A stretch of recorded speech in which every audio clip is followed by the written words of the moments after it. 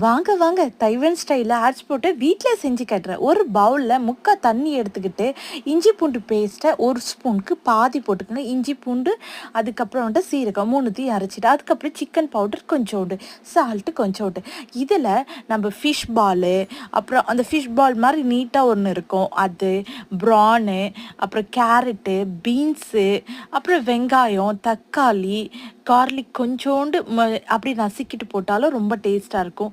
இது வந்து டோஃபு, இது வந்து ஃபிஷ் பாலு, இதேமாரி இது ஃபிஷ் பாலோட இன்னொரு வெரைட்டி தான், அது சேம் தான்.